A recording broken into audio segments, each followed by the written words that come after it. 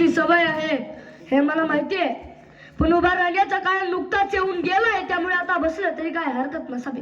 कारण आमच्या रक्तांमध्ये उभा राहायची सवय आहे. कारण आमचे बाप जाते गडद त्या बुरुजांवर उभं राहून शत्रूंच्या सैन्यांपासून आमचं संरक्षण करण्यासाठी कडे टाकले होते. पण शत्रू आता इथे येणं शक्य नाही, कारण तमाम मराठ्यांचा माणूस बळ इथे एकवटला असताना तेवढी छाती कुणाची होईल असं अजिबात वाटत नाही. जिच्या खुशीतूनच स्वराज्याचं देखणं स्वप्न निर्माण झालं त्या राजमाता जिजाऊ, ज्या महापुरुषाने देखणं स्वप्न सत्यामध्ये उतरवलं त्या राजे शिवछत्रपती, ज्या वारसदाराने देखणं सत्य आपल्या खांद्यावर लिहिलं या पेललं त्या राजा शंभू छत्रपती, या तिन्ही महापुरुषांना प्रथमच मी अभिवादन करतो. नमस्कार, मी आरव प्रवीण कदम. मी ज्या मातीमध्ये उभा आहे ती हीच माती, ज्या मातीनं देवगिरीचं 700 वर्षांपूर्वीचं ऐश्वर्य संपन्न बिलवरी साम्राज्य पाहिलं, ज्या मातीने एका स्वातंत्र्याच्या ठिणगीला इथंच जन्म दिला आणि इथेच मासाहेब जिजाऊ बागडल्या आणि इथेच शहाजीराजे रमले आणि इथं स्वातंत्र्याची ठिणगी शिवनेरीवर गेली आणि शिवनेरीवर एका दिव्याच्या रूपाने ती प्रकटली. तोच दिव्या पुढे सह्याद्रीचा छावा झाला. आज त्याच मातीमध्ये पुन्हा एकदा उभा महाराष्ट्र एकवटल्याची खात्री होते आहे. हे तितकेच मतभाग्य आहे. खर तर सिंहासनाधीश्वर शिवछत्रपती पाठीशी असताना आणि समोर साक्षात देवगिरी उभा असताना समोर अशी गर्दी असली, त्यातनं माणसं जरा गर्दी असली, वर मराठ्यांची वर्दी असली की विचाराची सर्दी होणार नाही याची मला निश्चित खात्री आहे. पण एक काळ असा होता की बोलणारा बोलायला लागला की ऐकणारा माणूस पेटून उठायचा. पण आता काय इतका बदललाय की खुद्द बोलणारा पेटला तर ऐकणारा थंडच असतो. त्यामुळे बोलणाऱ्याला काय बोलावं हे कळत नाही, तर ऐकणाऱ्याला पण काय बोलतो ते कळत नाही, तर काय काय ऐकणाऱ्यांना आपल्याला कळत नाही हेच त्यांना कळत नाही. त्यामुळेच मोठ्याने गोळत असतो. इतिहास विसरणारी माणसं इतिहास घडवू शकत नाहीत आणि इतिहास घडवणारी माणसं इतिहास विसरू शकत नाहीत. इतिहास निरक्षर मराठ्यांचा इतिहास वर्गाक्षराने लिहून ठेव बाबा. इतका तेजस्वी ओजस्वी इतिहास याच मध्येच घडला, मात्र साक्षर मराठी त्यापासून बेकार राहिली की काय ही आमची शोकांची काय. तर ज्या मातीमध्ये आम्ही राहतो ती माती नेमकी कशी आहे, ज्या महाराष्ट्रामध्ये आम्ही राहतो तो महाराष्ट्र नेमका कसा आहे. खर तर महाराष्ट्र म्हणजे मराठी मनाचा माव आहे, मातीचा महाराष्ट्र, भक्ती चरित्राचा शक्तीच्या पहिल्या तिरीचा महाराष्ट्र, माती तुंबणारा तेजोमय रक्तीला कुमकुम कर्नाटकाचा धगधगता इतिहास उरगला पेटवणारा महाराष्ट्र, प्रनदी छत्राच्या जीवाला पेटवणारा महाराष्ट्र आणि गरजा महाराष्ट्र माझा म्हणत स्वाभिमानी मराठ्याचा अभिमान ज्वलंत आणि जिवंत ठेवणाऱ्या जगदंबा पोटून फुंगवणाऱ्या वादळाचा माझ्या शुभाचा महाराष्ट्र. पण हाच महाराष्ट्र नव्हता धर्माचा अभिमान नव्हता, स्वराज्याचा स्वाभिमान. अशाच वेळी सह्याद्रीच्या तळाखोऱ्यात जो झोपले होते ते खटकन जागे झाले, जे जागे होते ते उभे झाले, जे उभे होते ते चालते झाले आणि चालणाऱ्यांच्या खांद्यावर स्वराज्याचे निशाण आले. राज्य व्हावं तिसरीची इच्छा दौडू लागली, मोहीम पत्तेच्या आयुष्यावर उडू लागली आणि 750 वर्षानंतर या महाराष्ट्राचा तमाम माणूस बळ एकवटला जाऊन तर तळ हातावर गर्दन पेलून ठामपणे खडा टाकलं आणि रायगडावर 32 मनाचं सोनेरी सिंहासन साकार झालं. लोककल्याणकारी रयतेचं राज्य स्थापून शिवकल्याण राजा शिवबा छत्रपती झाला. छत्रपती शिवाजी महाराज की ही किलकरी रायगडच्या कणाकणाला मराठ्यांच्या मनामनाला आणि काळाच्या क्षणात क्षणाला बेदून गेली आणि खऱ्या अर्थानं रयतेचं राज्य उतरलं. शेतकऱ्यांचं, कष्टकऱ्यांचं, कामकऱ्यांचं राज्य या मातीमध्ये उभा राहिलं. हा शिवबा हे सगळं करता झाला, पण त्या हातामध्ये तलवार घेऊन नाही, तर या माणसानं पहिल्यांदा हातामध्ये सोन्याचा नांगर घेतला. इथली जमीन नांगरली, तितकीच माणसांची डोकी सुद्धा नांगरली आणि खऱ्या अर्थानं या शेताच्या बांधावर पाकळ्यांना गोपनीला भिरभिरून लावत असताना या शिवबानं उभं केलं त्या शेतकऱ्याला हातावरतीचा गोपन घेऊन. पण पाकळ्या कुणाला नाही, तर या मातीवर अत्याचार करणाऱ्या सैतानांना आखलून द्यायला आणि शेतकऱ्याच्या मनामध्ये बळकटी आली. अरे ज्या अर्थी आपण या शेताचं राखण करू शकतो त्या अर्थी आपण या मातीचंही राखण करू शकतो. शिवबा चुलीपर्यंत पोचला, घरापर्यंत पोचला, दारापर्यंत पोचला. माणसाच्या मनामध्ये घर केलं या माणसानं. आज इथल्या जन्मलेल्या मुलाला मला सांगावं लागत नाही शिवछत्रपती कोण होते. जन्मताच इथली माती जन्मताच्या भावावर शिवछत्रपती हे नाव कोरूनच ठेवते की काय. आणि मग छत्रपती शिवाजी महाराज की हे नाव ऐकाच त्याच्या उठातून जय कधी बाहेर पडतं हे त्याला त्यालाही कळत नाही. छत्रपतींनी एकच वसा पेलेला, तो वसा आहे माणूस जोडण्याचा. मी आवर्जून एक गोष्ट सांगत असतो. मुलगा आणि वडील होते. वडिलांना काहीतरी काम करायचं होतं, पण मुलगा काम करू देत नव्हता, सारखा त्रास द्यायचा. वडिलांच्या लक्षात आलं, मुलाला कुठल्या तरी कामात गुंतवलं पाहिजे, त्याशिवाय मला काम करता येणार नाही. समोर एक जगाचा नकाशा पडला होता. वडिलांनी हातात घेतला, टरा फाडला, 10-12 तुकडे केले, मुलाच्या हातावरती ठेवले आणि त्याला सांगितलं, हा सगळा नकाशा पुन्हा जोडून टाक आणि मगच माझ्याकडे ये. वडिलांना खात्री होती की मुलाला नकाशा जोडायला अर्धा तास लागेल आणि तेवढ्या वेळात आपलं काम उरकून पुरं होईल. मुलगा नकाशा जोडायला बसला. वडील कामाकडे गेले, पण कामापर्यंत पोहोचताय तोच मुलगा जगाचा नकाशा जोडून घेऊन आला. बाबा नकाशा जोडून झाला. वडिलांना आश्चर्य वाटलं, इतक्यात कसं काय जमलं याला. वडिलांनी विचारलं, इतक्यात कसं काय जमलं तुला. आणि मुलानं उत्तर दिलं, बाबा तुम्ही ज्या नकाशाचे तुकडे मला दिले होते त्या तुकड्याच्या पाठीमागे एका माणसाचं चित्र होतं. मी पहिल्यांदा माणूस जोडला, उलटून बघितलं, जग आपोआप जोडलं गेलं होतं. आज समोर नजर टाकली आम्ही आणि आमच्या लक्षात आलं, मराठा समाजानं हा संबंध माणूस जोडलाय. आजचा दिवस उलटू द्या, उद्या जग जोडलेलं याचा देही आणि याचा डोळा दिसल्याशिवाय राहणार नाही. एक गोष्ट आहे, सोलापूर पुणे महामार्गावर एका हिरो होंडा गाडीवर नवरा बायको त्यांचा छोटासा 10-12 वर्षाचा मुलगा गाडीवर बसले होते. पावसाचे दिवस होते. पावसाळ्यावरती हायवेवरनं यांची गाडी भयानक वेगाने चालली होती. हिरो होंडाचा वेग वाढत होता आणि गाडीने वेग घेतला आणि समोर एक भरधावलेला ट्रक आला. त्या हिरो होंडाला धडक दिली. नवरा ट्रकच्या चाकाखाली आला. बायको रस्त्याच्या कडेला पडली. पोरग दूर जाऊन थपडलं. शहरात होत्याचं नव्हतं झालं आणि एका गोष्टींकडे मैदान भरून गेलं. दोन क्षण काय घडले ते जाणवेना. बायको कशी बशी शुद्धीवर आली. नवरा कुठं आहे, मुलगा कुठं आहे शोधू लागली. आणि तिची नजर वळाली ट्रककडं. ट्रकच्या चाकाखाली गेली आणि काही फोडली. काहीच पाडून टाकणार दुःख तिच्या वरती आलं होतं. नवरा ट्रकच्या चाकाखाली आला होता. डोक्यावरनं चाक गेलं होतं. मेंदूचा मेंदा झाला होता. रस्त्यावर रक्ताचा सडा पडला होता. ते काहीच पडणार दृश्य तिला बघितलं आणि गुडघ्यात डोकं घुसून ढसा रडायला लागली. अरे ज्याच्या बरोबर उभ्या आयुष्याचा संसार केला तो पती माझा गेला, पण ज्याच्यासाठी मला जगायचंय तो माझा मुलगा कुठे आहे. नजर वळवली, मुलाकडे गेली. मुलगा खड्ड्यातून धडपड उभा राहत होता. आई काय पण बघितलं बाप. त्याच वेळी पोराची नजर वळली ट्रककडे. ट्रकच्या चाकाखाली गेली आणि रक्तात लिहिलेला बाप त्याला दिसला. आई म्हणून एक अर्थ किंकाळी मारली आणि त्या भयानं वेगानं आईच्या खुशीत शिरलं. ढसढस रडायला लागलं. त्या माऊलीला जाणीव होती, जसा माझा पती गेलाय तसा याचा पिता गेलाय. दुःख तर दोघांचे सारखंच आहे, पण या क्षणी माझ्या या पोरानं मला एकदाच आई म्हणावं. मी समजेन माझ्या जगण्याचा आयुष्याचा आधार माझ्या सोबत आहे. मुलाच्या खांद्याला तिनं धरलं. गदा हलवली. बा फक्त एकदाच आई म्हण हाक मार. पण पोरगा किलकिल्या डोळ्याने आईकडे बघत होत.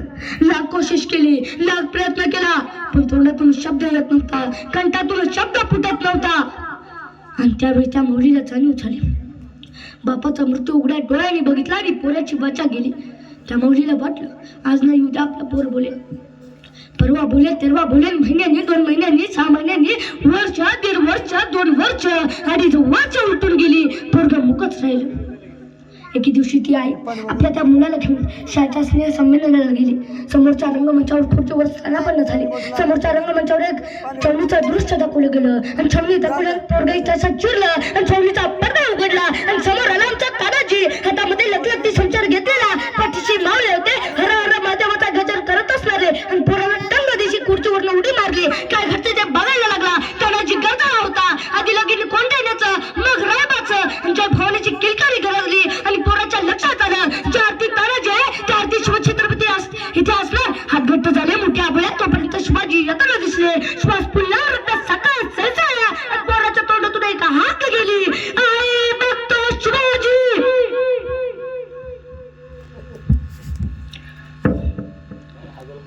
सगळं सभागृह शांत झालं, निस्तब्ध झालं. त्या भयान शांततेला छेद एका माऊलीच्या रडण्याचा आवाज त्या सगळ्या सभागृहामध्ये रेंगाळला. माझं माना वळून बघायला लागली. त्या माऊलीला विचार लागली, माऊली का झाले, का रडताय. त्या माऊलीने आपल्या पोर घट्ट उशाशी कवटाळलं होतं आणि माना वळून बघायला सांगत होती, माझं पोर गेल्या 2.5 वर्षापासून मुक होतं. माझा पोर गेल्या 2.5 वर्षापासून मला आई या नावानं काही मारू शकला नाही. पण आज माझ्या पोरानं रंगमंचावर फक्त शिवछत्रपतींना बघितलं आणि माझ्या पोराची वाचा आली. अरे जर 2.5 वर्षाचा मुका पोरग शिवछत्रपतींना बघून बोलायला लागत असेल तर तुम्ही आम्ही चालती बोलती जिवंत मजाची मराठा बाण्याची माणसं. शिवछत्रपती म्हटल्यानंतर आमचं काय व्हायला पाहिजे? वसा आम्हाला दिलाय, या मतीने तोच वसा दिलाय, संस्कार या मतीने दिले तेच दिले. समाज घडवण्यासाठी मान करण्यासाठी काय करावं लागतं याचं जातीवंत ज्वलंत आणि जिवंत उदाहरण म्हणजे राजा शिवछत्रपती आहेत. शिवछत्रपतींचा राज्याचा जाहीरनामा होता व वचननामा होता. सर्वांस पोटास लावणे आहे. या राज्यातले प्रत्येक रयत प्रत्येक माणूस त्याला पोटाला लावणं त्याच्या राज्यातलं पहिलं कर्तव्य होतं. भयान दुष्काळ, रयत खणलेली गळलेली अत्याचाराने लढबडलेली छोट्याशा असणारी शोभानी जिजाऊला विचारलं, मासाहेब असं का? या रयताला यातून वाचवणार कुणीच नाही का? त्यावेळी महासाहेबांनी सांगितलं, नाही राजे, या रयताला यातून वाचवणार असं कुणीच उरलं नाही. त्या स्वतःच त्याच्या काळजीत आहेत राजे. त्यावेळी शोभाने विचारलं, मग मासाहेब रयतेचं पुढं काय? त्यावेळी मासाहेबांनी सांगितलं, राजे रयत खचली पण घाबरली नाही. आजही त्या घरापर्यंत जा. या घरातले प्रत्येक मावळे सांगत असते, विडा पिढा जाऊ दे आणि माझ्या बळीचं राज्य येऊ दे. तिला अजून वाटतं या मातीमध्ये बळीचं राज्य येईल, शेतकऱ्यांचं राज्य येईल, कष्टकऱ्यांचं राज्य येईल. आणि शोभाने विचारलं, मासाहेब हा बळी राजा कोण? आणि मासाहेबांनी सांगितलं, राजे शेतकऱ्यांचा राजा, कष्टकऱ्यांचा राजा. या राजाच्या राज्यात प्रजा अत्यंत सुखी होती, समाधानी होती.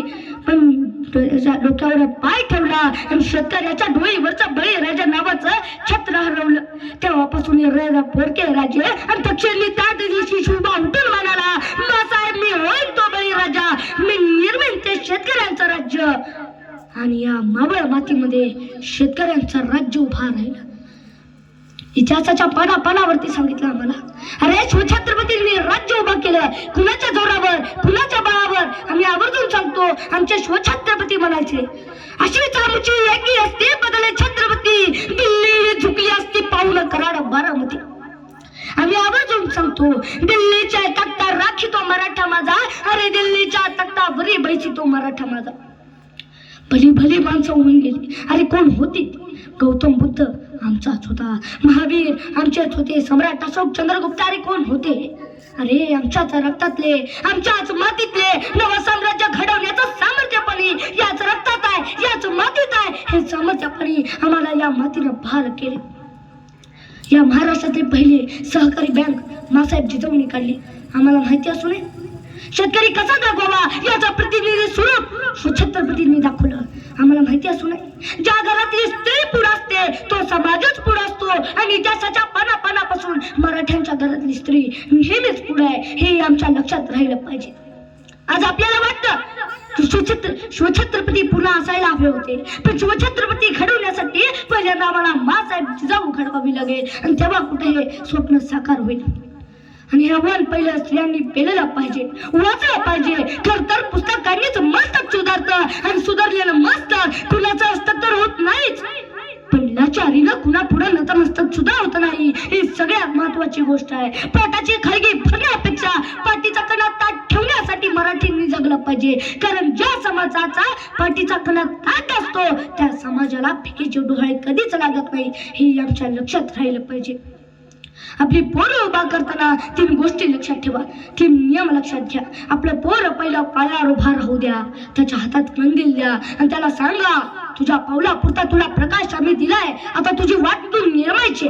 त्याला दुसरा नियम सांगा, अरे जी पोरं पायाने चालतात ती अंतर काढतात, जी माणसं पायाने चालतात ती अंतर काढतात, आणि जी माणसं डोक्याने चालतात ती ध्येयापर्यंत पोहोचतात.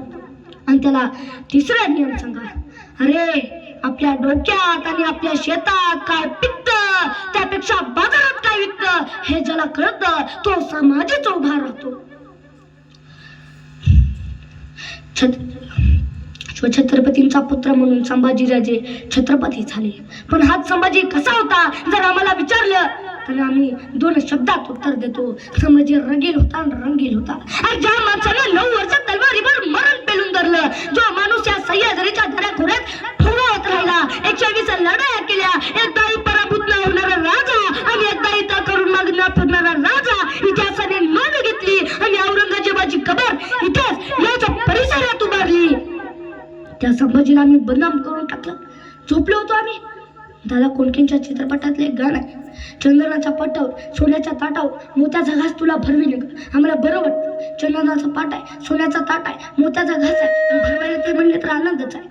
पण हेच गाणं मी माझ्यासारख्या पद्धतीने म्हणले तर बाबळीच्या पाटावर जर्मनच्या ताटावर हायब्रिडचा घास तुला भरविले. ऐकायलाही बरं वाटत नाही, बोलायलाही बरं वाटत नाही, आणि खायलाही बरं वाटत नाही. आमचं नेमकं ते झाले. खऱ्या इतिहासाच्या मुळापर्यंत आम्ही गेलोच नाही. खरा इतिहास आम्ही जाणून घेतलाच नाही. अरे कधी तर समजून घ्या संभाजी, कधी तर पानं चालून बघा. मराठ्यांचा पुत्र कसा असावा हे संभाजी राजे आम्हाला दाखवतात. 16व्या वर्षी ज्ञानेश्वरांनी ज्ञानेश्वरी लिहिली हे आम्हाला माहिती आहे, पण 14व्या वर्षी संस्कृत मध्ये पहिला ग्रंथ संभाजी राजांनी लिहिला आम्हाला माहिती असू नये. अध्यात्मावरचा चिरतत्वात नावाचा ग्रंथ यात संभाजी राजांनी लिहिला आम्हाला माहिती असू नये. बुधभूषण यात संभाजी राजांनी लिहिला, शतक यात संभाजी राजांनी लिहिला आम्हाला माहिती असू नये. त्या काळावर आपल्याला पाऊल टाकत आलं पाहिजे. मी पण बराच वेळा बोलत आहे, तुम्ही पण बराच वेळा ऐकत आहात. खरं बोललं तर बरं वाटत नाही, बरं बोललं तर खरं वाटत नाही, त्यामुळे कुरबुर करण्याची शक्यता जास्त असते. एवढं बोलून मी माझे भाषण थांबतो. जय हिंद, जय भारत.